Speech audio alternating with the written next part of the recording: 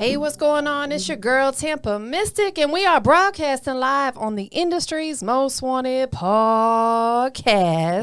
Listen, I got my family, my brother in the building today. He goes by the name of Dooley KP. This ain't our first time doing this, bro. Give me some. Bam. We back in here. We back at it. Shout out to J Fresh Beats on the check-in, the hottest producer doing it right now. You dig? Yes, introduce yourself, family. Well, you know, it's yours truly, Mr. Don Dollar himself, Dooley KP. Hey, listen, last time you came, you was on some crutches. Yeah, man. I'm glad to see you back in full action. Yeah, I wouldn't say full. Well, yeah, it's going to take a minute to recover. Trust but, me. You know, walking again is good. Yeah, listen, I personally have never had an injury like that, but I know plenty of people who have, and they've had to have surgeries and stuff like that, as you did, right? Yeah. It takes... You'll never, unfortunately, you probably never be back the way you was. You gonna recover, but like, yeah, it's like once we injure our bodies, boy, they ain't never the same again. And it wasn't too bad because, well, I'm gonna say too bad. It was a little bit rougher because after that, while doing rehab, I almost got took out by a semi. So I got hit in the car accident while doing the rehab. Bro. So, yeah, 2021 was like, yeah. I mean, like, well, thank you, God, for looking over you and keeping you here with us because it's not your time yet. Yeah, no, I clearly got a purpose. You definitely do. And, you know, and we understand that one of them purposes is your music, right? So that's what we're going to talk about today. You know, again, this is not our first time doing this. You know, we've rocked together for a long time, and I'm humbly grateful for artists like yourself who are very professional. You stay consistent. You understand that this is what it takes. You got up and drove out here from South Carolina this morning. For sure. We had you beat me here, dog. Had a show last night and hit the road this morning. I was like, nah, I got to go. So. You know, that's what I'm talking about. Like, you know, a lot of artists could take, you know, they could take a lot from you as your professionalism. And I just wanted to, you know, tell you I'm grateful for that because thank you. You know what I'm saying? But let's take it back, man, because you have a journey. You've been doing this for a long, long time. You've put a lot of work in, a lot of blood, sweat, and tears. And I understand that, you know, in order for you to get to where you're at today, you had to overcome a lot of stuff, right? For sure. Where did you grow up? Valdosta, GA 229. Shout out to the 229. Yeah. Shout out to my dog, Chill Will. For sure. Shout out Hollywood Evans. Yeah, man, they're my people. Those are all my bros, man. Like, I love Valdosta. Yeah. I've been down there a few times. I got invited to come down there and do some events. I did my birthday bash down there a couple years ago, and the city just shows so much love, and there's a lot of talent out there. Very, very, very much so. That's what I try to do. I try to stay tapped in with them, even though I'm not there as much or at all, period, except for like a visitation or whatnot. But I try to stay tapped in to know who's doing what down in that city. So absolutely. So let's talk about that a little bit. You know, growing up there, what was you into as a youngin'? Because like everybody has stuff that they do. You know, like. Shoot, I grew up in a neighborhood. Me and my sister, we were the only girls for a long time. So we used to climb trees and have rock fights, and like we was tomboys because we ain't had no females to hang out with. What was you was into when you was little? It just depends because I had like a double life type situation growing up, but you know, I can relate to, you know, the climbing of the trees, being a country boy from Beamer, so you know, the dirt roads and things of that nature. Yeah, we lived on a dirt road, bro. So I can relate to that. We might have grew up in the same neighborhood, didn't even know it. Man, I can tell you some, you know, it's just humble beginnings for that for me because sports and, you know, I did a lot of that being an athlete, so I played ball, but then, you know, you have the situation where the streets run into a situation where you actually in a small city. So, you know, it just kind of try to do my thing. But music was always part of it. No way could I escape that. So let's talk about that a little bit more in depth because, you know, I want to lead into how you actually started doing music. And, you know, I think that we're all from a young age, we're fans of music, consumers of music before we actually get involved in the music business, right? You know, so take us back. Growing up, like, who were a couple artists that you really, you know, we could catch you listening to? Everybody. I mean, there was, you weren't discriminating. It was really, for me, no person or particular person that actually just said, I got, you know, this. I was like imitating anybody and everybody. So, like, when you put a song on, I'm going to learn it word for word. I'm going to perfect your moves. I'm gonna do it like as if I was you. Like that was my thing. Facts, absolutely. For me, I'll name a couple of mine. Like, and I'm talking maybe into my teenage years. I remember having the NWA cassette tape. I played that joint till it broke. Man, I used to love me some NWA. You know, Long Live Easy. Wearing all black and Raider caps. Yeah. Right, exactly. You know, so it's like, you know, the thing about music is we all like some form of music because it's universal language, right? Yeah. You know what I'm saying? What made music your passion, bro? Well, again, as I stated, like, I was a humble and shy kid. Like, I wouldn't really do too much of anything growing up. I was always stay to myself. Yeah. Try to be away from everybody. But the book Bad Barber, who will actually be here today, you know what I'm saying? Yeah, he pulling up shortly, y'all. He gonna be here shortly. We grew up, and, you know, my grandma used to, babysit him. And we grew up, we all went to the same school or whatnot. And yeah. He kind of put me into the world of because he would be around me when I would be imitating these people. Got you, so okay. We at school, and they had the boom box out, and all the kids outside, and all of a sudden I thought about myself. I'm thinking just him, me, and my family, you know what I'm saying? We outside. But some kind of way, all the attention got brought up. So I got you. Now the PE teachers watching, and ever since then, it was like, okay, now I was asked to perform at a Christmas program, and they asked me to rap. He told me I could rap, and I was like, bruh, I can't really rap. Yeah, that's not what I do. Yeah, I just imitate people. But you didn't have any music written for yourself. I got you. Okay. But I was able to do the Christmas rap, and that kind of just opened the gateway. What? Take us back. What did you rap that night? Night before Christmas, with the Alvin and the Chipmunks. Oh, bro, listen, that just, oh my gosh, that just warms my heart and brings me back. My grandfather, who passed away several years ago, when I remember when me and my sister was little, bro, I'm telling my age, y'all. I know I look young, but I'm a super OG. He had a 8-track, and it was red.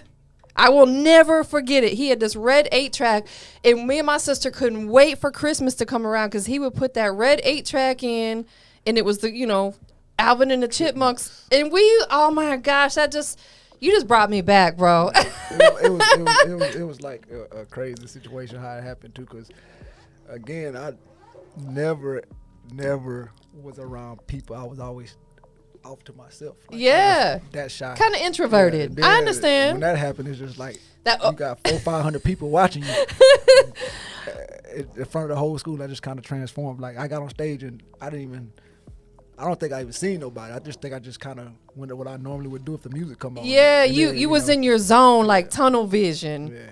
You know, and that's the thing. Like, I think I'm not an artist, but I've had to be on stage in front of crowds of people hosting and stuff.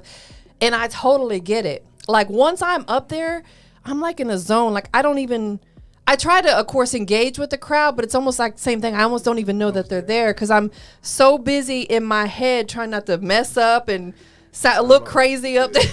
It was just, like I say, for me, it was fun, and that kind of, I did so good, they welcomed me back the second year, so now you did it again consecutively, and then it just didn't stop. For whatever reason, somebody would actually call me to do something. Like, I remember in 5th grade, I had to do a test rap. I'm like, man, I'm listening to the rap. Like, this ain't even something I could, do. And then next thing you know, I had to do, Corey sample. Started beating on he was actually a drummer, keyboardist. He could play every instrument. He started beating on the drums, and he was like, D. Reed can do it. That's what he just called me, like, D. Reed can do it. I'm like, why y'all always volunteering me? Right. Why y'all picking on me? You know, I like to be behind. You know what I'm saying? Like, I don't want to be out there like that. Listen, but that's good, though, because they brought you out of your shyness. You know what I'm saying? And you and I both know in this business, you can't be shy at all, because you got to get on them stages and perform and, do interviews. And there's just a lot of stuff that you got to do. So at what age did you start writing your own music, or about what, grade or whatever were you in? Do you recall? Well, I started freestyling more than anything. Okay. I would say probably by 6th grade. My brother and his partner, they used to write rhymes. I used to take their rhymes and try to pick up and read them. And I was like, nah. So I started freestyling, but I also wrote poetry first. So I had a couple poems published, and then. Were you writing for the girls? Yeah, it wasn't for me half the time. Yeah. My partners would be like, "Hey, come write a poem for us." And I'll write a poem for them, and then they be like, "We know you wrote it." I'd be like, "All right," but yeah. And, I even had one poem published in a book at the so it was like. Oh, that's dope. I was listening when Tupac said, "If you can write poems, you can be an artist. All you do is put music behind it." Listen, I totally agree, because a lot of artists that I have these conversations with started out writing poetry. Like, I used to write poetry when I was little. I never did anything further than that, but I think a lot of kids did, just because, we enjoy writing when it's stuff for us. Like I didn't really enjoy writing essays at school and stuff like that. That's the crazy part about it. I didn't like reading. I just like to write. Like so, I remember my professor. He told me in college, "You never be a great writer unless you like to read." And I'm like, "But if you look at my papers, I'm getting 115. You give me bonus points for writing." He's like, "Yeah, I see you do outstanding job writing, but when we ask you to read something, you're not gonna do it. Give me the cliff notes." You don't tell your own story, exactly. It don't excite me, but writing was always my passion. I agree with you. I'm the same way. Like to sit down and just read a book that's just not, unless it's like something that's gonna gravitate. Exactly. Like, you know, people be reading these novels and stuff. Like I'd rather just watch the movie. Yeah, get it done. You know, like for real, for real. So, you know, moving into music, when you started doing music, you were in Valdosta at the time? Yeah. How was it for you, like kick-starting your music career in Valdosta, Georgia? I mean, it was tough. It still is, like, because you got Atlanta and then you got Miami. Right. So in order to get to these places, you got to play right through Valdosta. Facts, you know exactly. You sure do. We had a lot of people would come through there, but we didn't have the record executives or the DJs. Right. We had a big radio station. Yeah. But we didn't have the power to go to get the music out. So what I did was just start taking. I tell everybody, you don't have to leave the city. Just take your music out the city. And I just started going to music conferences. I remember DJs was big in Tallahassee. I remember going down there and then networking and meeting a lot of DJs. And then I started going to the Texas relays. And I got on a Greyhound by myself and went to Texas. And was like, you know what? We just went, South by Southwest. We just started maneuvering. I started just taking my music out of that city. But it was hard in the city. Like I said, as much as talent down there, it's just hard to get that music out. Well, that's what you have to do. Absolutely. I'm glad you talked about that because I want to touch on that a little bit because a lot of artists need to hear what you just said. Like, especially if you're in a smaller city. Yeah. If you are an artist in Atlanta, you can get a lot done here. Not to say you don't have to move outside the city because you most certainly do. But if you're in a smaller area like Valdosta, like you said, there wasn't a lot of resources there for you. If you ever want to level up with your music, you have no choice but to move around. Like you said, you don't necessarily have to leave the city to move away from there, but you most certainly got to get on them buses and them planes and them trains and automobiles. And you got to get it how you go, man. I remember like going to Tallahassee the first time I went. I might have rented a car, and I probably had about $20 to $30 to my name. Like, wow! We didn't even get a hotel. What we would do is we just actually left. Went to Tallahassee and we're gonna get back on the road and go back home. Because only was a 45-minute drive. Right. We met Bigger Rank and we ran into. That's funny. Speaking of which, he just texted me. Wow. Bigger just texted me. Wow. Yeah, Shout out to the OG. Bigger Rank, yeah, man. We got to run into TJ Chapman. Still connected with him. And like it's just a lot of people that we got to meet down there. Stacey Powers, who was doing the radio at the time, and there's like a lot of folks who was in that conference. And I was like, okay, you want to get out? They told me, hey, y'all got to start moving. Like if you find somebody to find you, you don't have to actually, they're not going to find you just sitting, so you got to make them find you, make them pay attention. So please believe it. You know? That Bigger always says, I love quoting him. Shout out to the OG. He said a buzz is like pregnancy. It's going to show. Yeah. Like you shouldn't have to go and run behind the labels and the radio stations. When you got a buzz, they're going to come to you. They're going to come find you. You know what I'm saying? But you got to be out here putting that work in to create enough buzz for them to be able to come find you. Sure. And that comes. So let me ask you this. You've attended a lot of music conferences and you've done like the South by Southwest. And, you know, what would you say, you know, obviously learning to network was valuable. But, you know, what was something, you know, that you could share with the people that you really learned from that experience? Like what was really valuable that you got out of attending these music conferences? Knowledge. Yeah. Because me, like I said, I started the actual record label not having no knowledge. Yeah. And I was trying to carry people on my back, you know what I'm saying, and without even knowing myself. Yes. So what it was they were teaching me how to, you know, learn. It's a business, 80% business, 20% talent. Please believe it. You know, every conference panel would say the same thing. They were like, hey, you got to know how to handle your business. You got to know how to market. You got to know how to promote. You got to know how to make sure that you're going to find ways to get paid because it's more than one way to get paid in this industry. You got publishing. Yes. You know, you got royalties that come. Then you also got performances, but you also got, you know, there's other kind of ways if you know how to do it right. So your marketing game got to be up. You got to know how to go and register with ASCAP and make sure when you get in your radio spins that you're going to get paid for it. So exactly. You get all the mechanical royalties. The mechanical and those digital, but on the flip side of it, where a lot of the big money comes in is getting them paid features, paid shows, sure. appearances. There's artists out here getting a 100,000 just to be in, just to walk through the building, or even just to put a verse on a song. Man, I remember going to Jada Kiss' birthday party. It was in Myrtle Beach, and this is the first time I met Jada.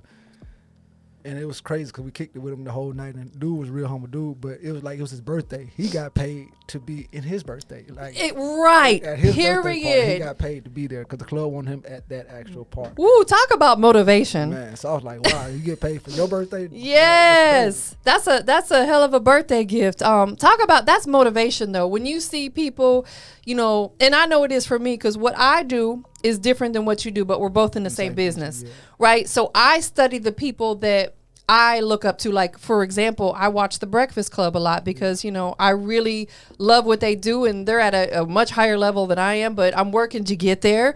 So it just makes sense that you study the people who are doing what you want to be doing.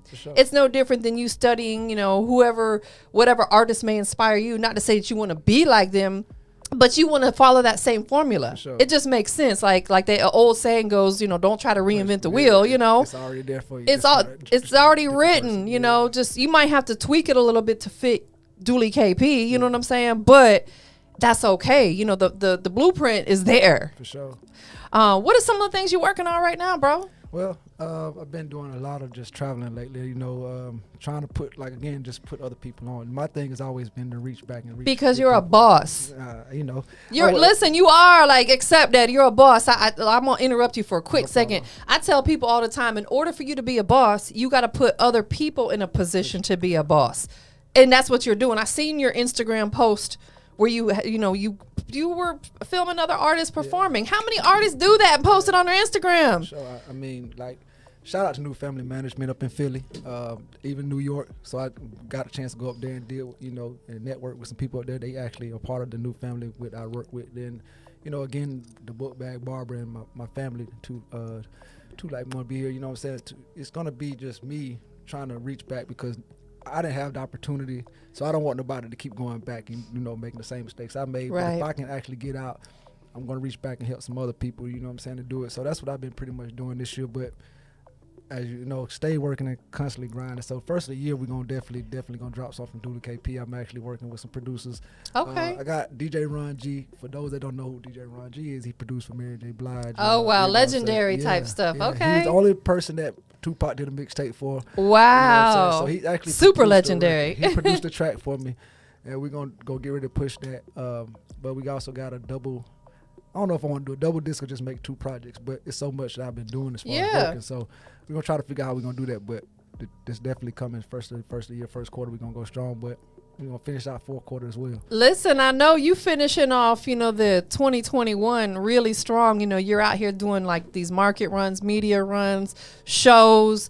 You're doing a lot more in the last couple months than some people probably have done all year. And that's no disrespect to y'all, but it's just the truth. You know what I'm saying? For sure. And I see it. I see you, bro. I see you working. I see you doing your thing. What about videos? You got any new visuals in the works? We just wanted to know which one's going to be the best one to do. Because, you know, we got the Fresh Shot single. But, again, it's just kind of with the picking of the choosing of what we want to do. I got a new track that I want to run.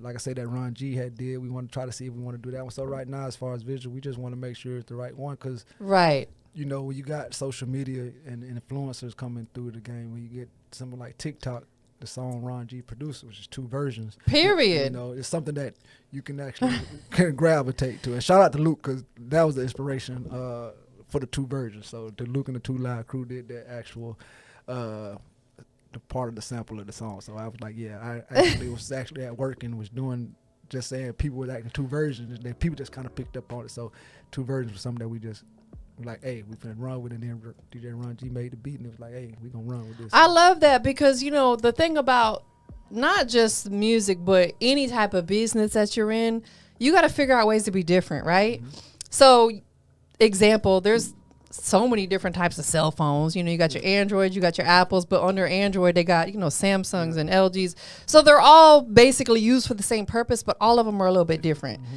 So it's like, you got to look at each one and be like, okay, this is the one that fits my needs. It's no different than, you know, when people become a fan of your music, they're like, yeah, there's a ton of artists I can choose from, but what is this guy over here doing different that really I can resonate with? Yeah. And that's what it's all about, is getting your fans to resonate with you as a person. They like you as a person. And of course they like your music as well. For sure. You know, and that comes from you just being real personable as you are. Like, you know what I'm saying? Like, you're confident in your work, but you're humble at the same time. And that's what I enjoy being around artists like you, because, you know, I'll be all the way real. And I always keep everything very transparent. There's some artists that I wouldn't want to sit down and have this conversation with, because they have such an arrogance about them that I'm like, no, I'm good. No, thank you. You know, stay over there. I was always, like I said, again, that just goes back to me always knowing the humble beginnings where I came from. Right. So you never know. You can be on top one day and down the next. So that's so true. You know, just don't. You can't always be that person that just overstep people and look down on folks. So nah. And the last time you was here, like we were mentioning, you know, you were in a cast with crutches, and didn't you still like move around and do a show? And the night, or 2 nights in a row, we was on a promo tour then. And it was like, man, I just wasn't gonna stop. I mean, this is what you're gonna do. You gotta make up in your mind. Period. And people was like, you really gonna get out here and perform? You really gonna travel? How you gonna move around? Like, look, as long as I got one good leg, and breath in my body, I'm please gonna go. Believe God's it. will, let me keep going. I'm going. Man, listen, that was like 2 Chainz. I remember he did his tour in a wheelchair. Yeah, man. Like that's. Hey, that's that grind right there, boy. Stop. Like, you can't help but respect that. It don't stop. It does not stop. So, what's your very next move? I know you said that, you know, you're putting some projects together for the new year. Anything between now and the new year that you got coming up? Any more shows or interviews that you can let people know about? No, I'm saying we just taking the opportunity as they come. I know we might be back in Atlanta. Well, not might be. We will be in Atlanta December the 1st to the 3rd. So doing some performances and that, and some stuff for that networking going on. So I'll be back. Okay. Definitely. So that's the next big thing that I know about for sure. And then, like I say, December 30th, we may be, you know, doing the Arizona Music Awards. So it's just something that be coming up. Like I said, we're just going to continue to work and continue to grind for the rest of the year. There's, in January, I know 2 music conferences coming up here in Atlanta, and one of them I'm hosting. It's a 1-day conference, and then there's another one that's a 3-day conference that I was invited to. Once I have all the details on both of them, I'm gonna let you know, because you know, come through a network. Definitely. And always. And I know the conference that I host, they always allow me to bring a couple artists to perform. So, you know, if you're available on the day, I would love to have you be one of my guests to come perform. Well, no doubt. Anything about me, any kind of availability, if you say you need me there, I'm going to be there. Whether it's the bus, a plane, car, however I gotta get, I'm going to be there. So if you let me know and want me in, I appreciate that very much. Absolutely, bro. Like, listen, I respect you, and I want to see you win, because, you know, you've always kept it 100 with me. And you know, whatever I can do to pay that back, let's make it happen. Like I said, people for those that don't know, TampaMystic has been a well-known name for years. Like, I knew who she was. I didn't get to meet her when at the TJ DJs I seen bigger, but I knew they had a connection. So I've been knew TampaMystic. And of course through Chill Will, that's my partner. That's facts. And it was like, I've been with the people that she's been running with. I know her work. So yeah, definitely I was like, why not? We got to get together. We got to make that direct connect. Yeah, for real. So before we check out this record, I need you to do a couple things for me. Sure. You know what I'm saying? First and foremost, of course, tell everybody where to follow you at on your social media. You can follow me. Everything is at Dooley KP. You know, Facebook, Instagram, Snap. Everything is all Dooley KP. I'm not going to change them. Keep it simple. I don't want y'all to have to run around try to find me. Period. Bro, thank you for that, because like some artists be this name on one, this. I'm like, nah, you keep it consistent across the board. So Dooley KP everywhere. Make sure you guys go follow the movement. Download music. Check them out. Second thing I need you to do is, anybody you want to give a shout out to? First of all, shout out to you for having me. I appreciate that. Give me some. Bam. Sure. We got to give a shout out to all the countryside, you know what I'm saying, artists, records, you know, staff. Shout out to Big Fence, Dope Beat Radio. Shout out to Miss Chocolate. She, you know, shout out to the new family management. As I said, the new family was actually with us last night. And just shout out to everybody that support. Shout out to Bemis, Valdosta, you know, 229, stand up. Shout out to everybody that's been down and rocking with me. Facts. Shout out to the 229, man. I got much respect for Valdosta. Like, love that city. Love y'all. Last but not least, before we get into this record, we are on the industry's most wanted podcast. For sure. You know what I'm saying? So I got to know, what makes Dooley KP the industry's most wanted? Well, most folks are gonna always say that they're different, but truly, I am a difference. Yeah. You know, a lot of music that I do, most folks will use profanity, and I'm not using none. You know what I'm saying? So mine gonna be clean regardless. And, you know, just try to not stay in that box. I give you something that you can listen to. So Dooley KP is a different breed. Listen, that makes you marketable out the gate. I just want to speak on that just for a quick second. Artist, if you can refrain from using profanity, you have a radio ready song out the gate. You ain't got to go back and clean it up. Because there's a lot of artists that I'll ask them for their clean version and they're like, I don't have one. I'm like, well, then that's not your single. I don't want to do no double work either. Yeah, like you don't want to ever have to get ready. You want to be ready and stay ready. Yeah. Facts. So, bro, once again, I appreciate you being here, but we about to get into this record. It is in heavy rotation with us on a couple different stations. Sure. Introduce it for us and tell us who produced it. Shout out to Don Mega. You know what I'm saying? He produced the record. Shout out Don Mega. I ain't talked to him in a long time. See? Same people. You see what I'm saying?